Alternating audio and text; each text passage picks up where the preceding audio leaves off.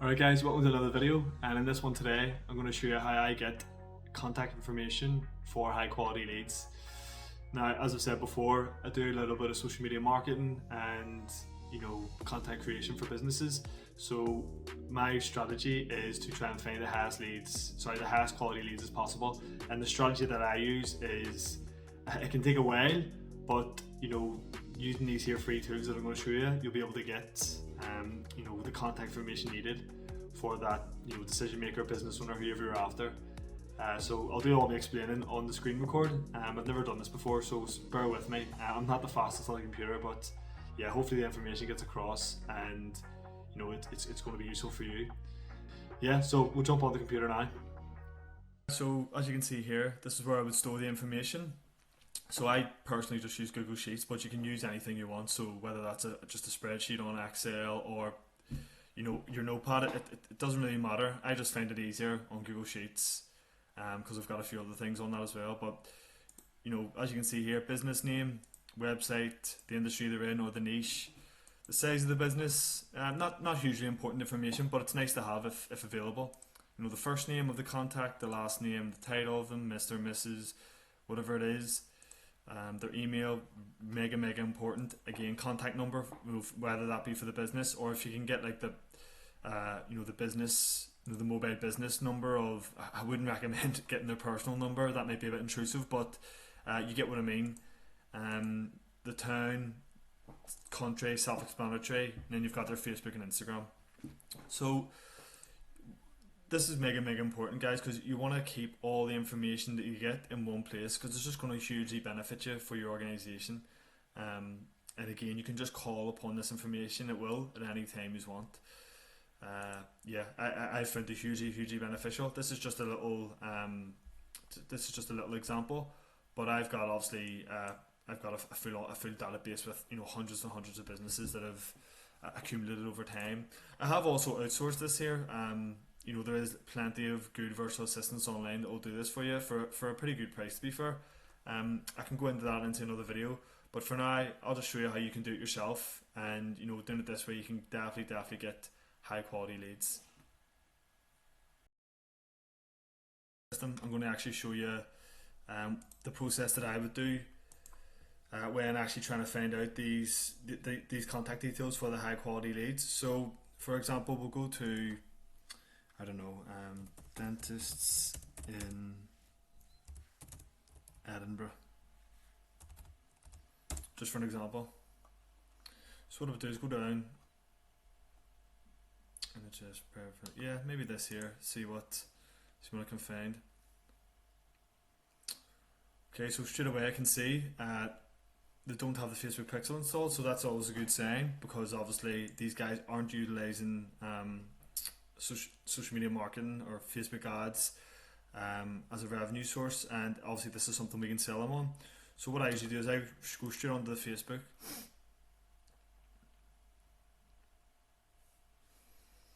and then once that's loaded up, I'll go down to the page transparency.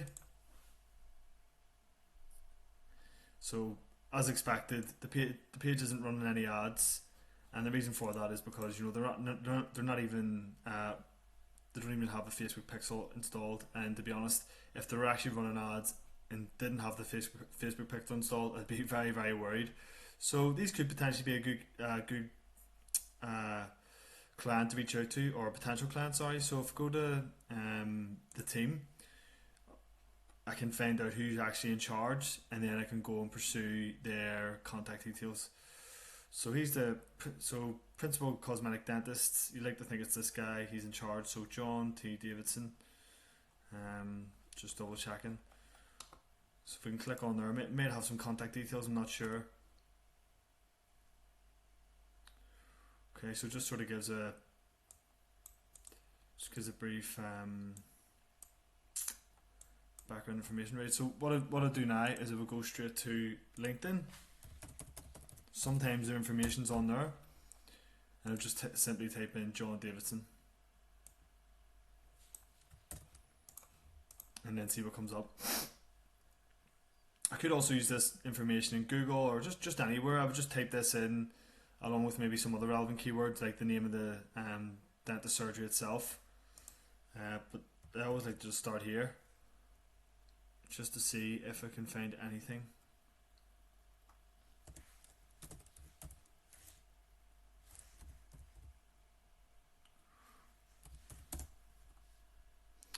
Okay, so nothing there. Okay, no worries. In this case, what we would do is, so we'll have the name of the actual business owner that we're going to be reaching out to. So what we want to do now is obviously try and get a contact email. And there's a software that I use called Hunter.io.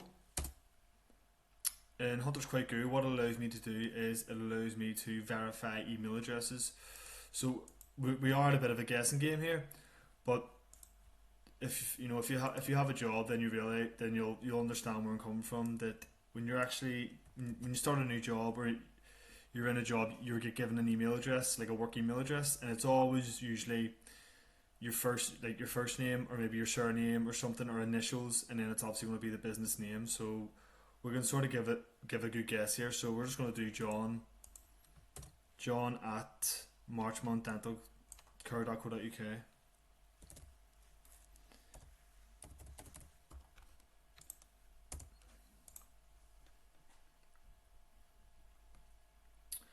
So this is just verifying it, and yeah, as we can see, it's valid. This email address can be used safely.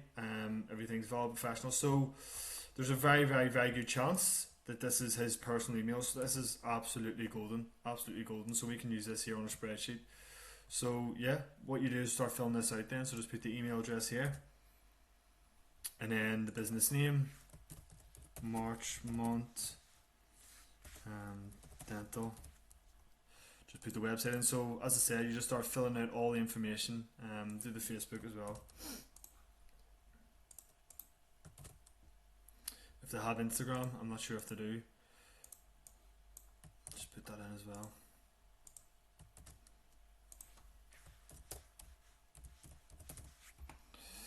Business size. Again, as I said before, this isn't hugely important, but you could probably guess this. So you could actually count it. So yeah. Just do around 10. Just do 5 to 10. First name, John. Just go on and get their contact details. So got it in here.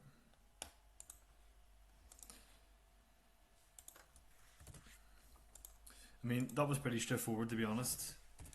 But it's not always the case, and when all the information isn't there for you, there is another way you can get it. So for example, if I went onto that website and I couldn't find a Meet the Team page and couldn't find that John Davidson owned that business, what I can do is I can go into Company's House. So basically this is like a directory for any registered company within the UK, and you can just sort of search up some details. You can get just like basically who owns the business and a few other bits of information about the business itself. So if I just type in Marchmont, is it? Sorry, Marchmont.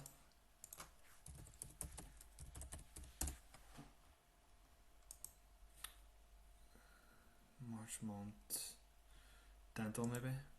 Dental care.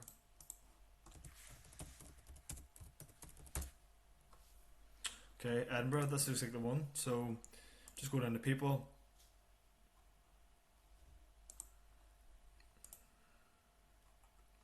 And yeah, there he is, John Thomas Davidson.